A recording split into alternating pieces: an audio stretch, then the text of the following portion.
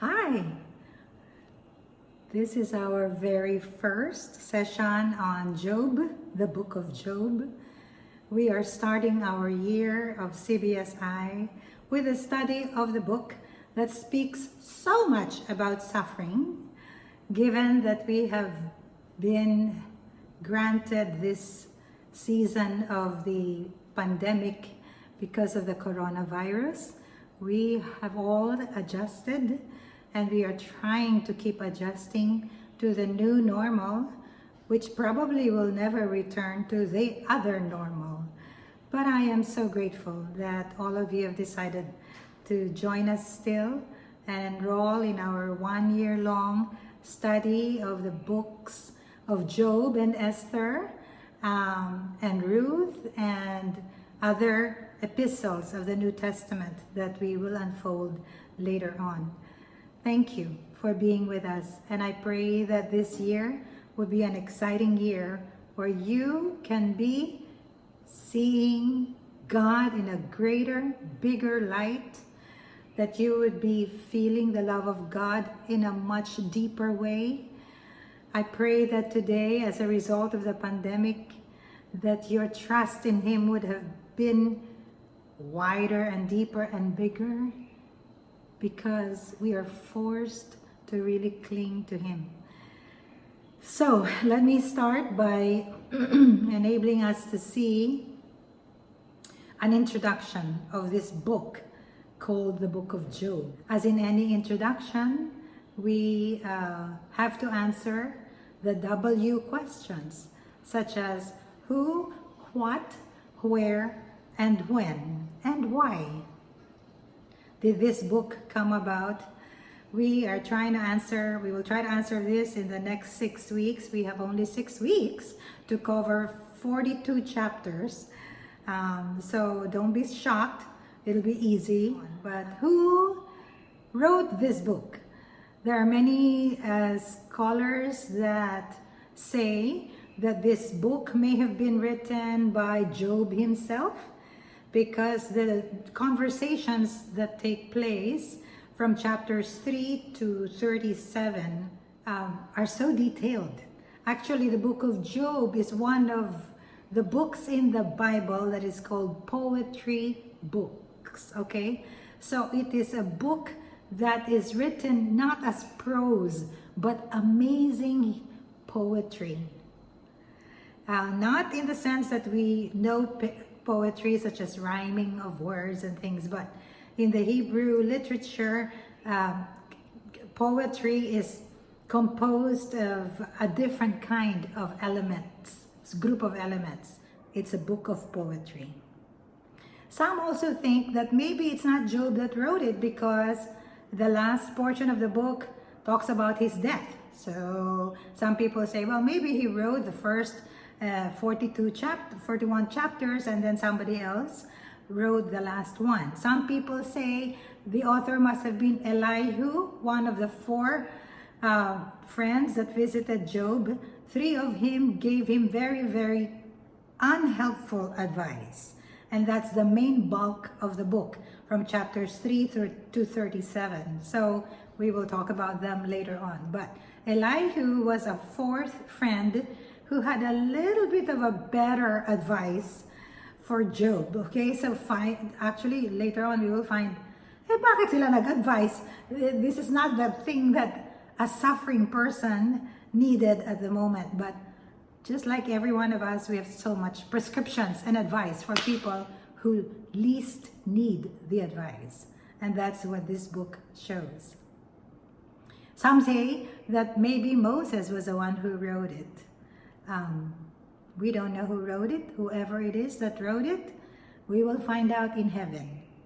But the conclusion of many scholars is that whoever wrote it must have been a witness to all the events, because of the very specific and detailed description of all that took place there.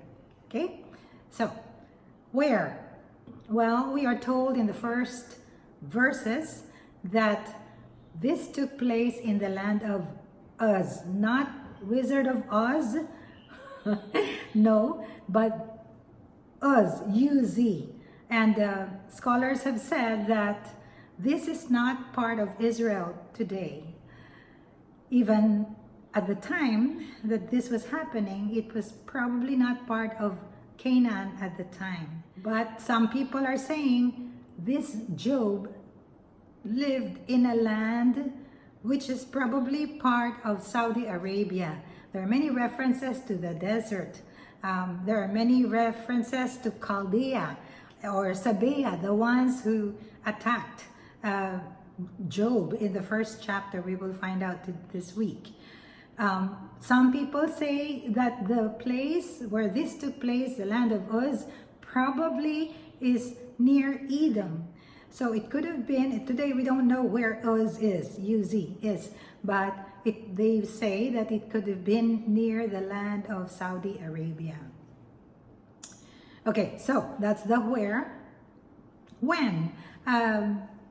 Most people say that the story took place during the time, perhaps, of the patriarchs. Patriarchs referring to Abraham, Jacob, and Isaac.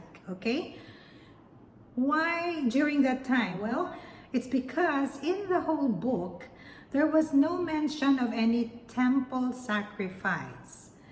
There was no mention of the Mosaic law. There was also a description of how Job tried to, quote, atone for his sin and the sins of his family by offering sacrifices of animals, which was already known to Adam, Abel, and Cain, okay? So he was knowledgeable of the fact that God needed some blood to be shed with an animal sacrifice in order to atone for whatever sins they have committed.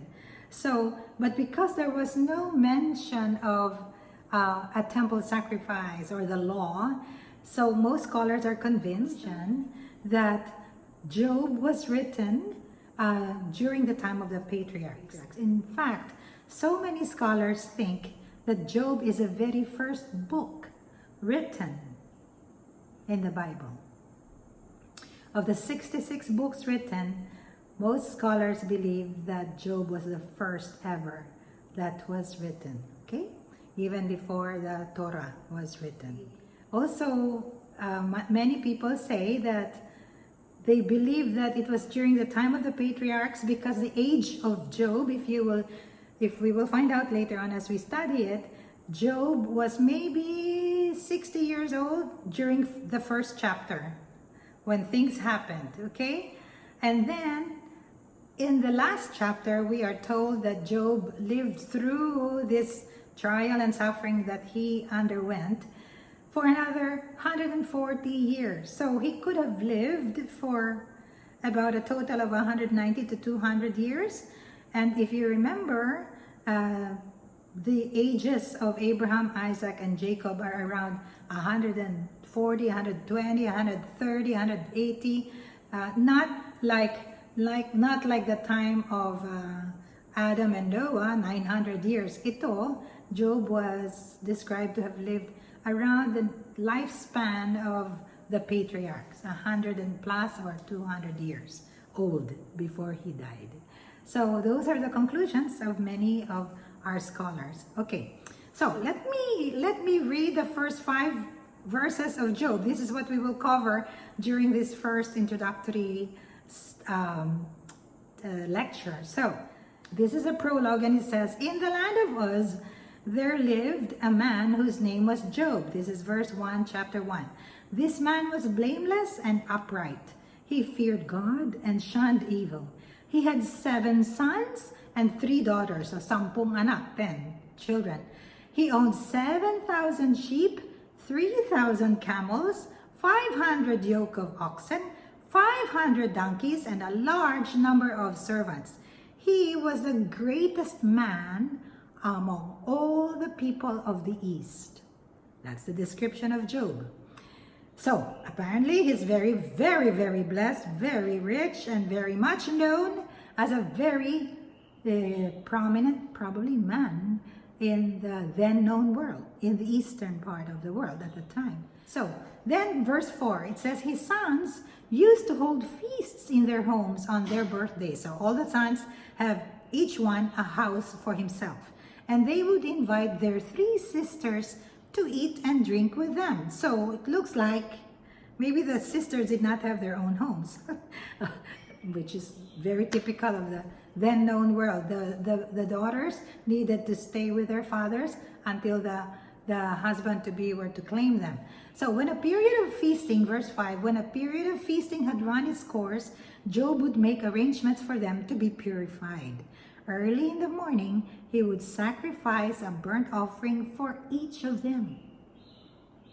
Early in the morning, Job, would sacrifice a burnt offering for each of them, thinking, perhaps my children have sinned and cursed God in their hearts. This was Job's regular custom.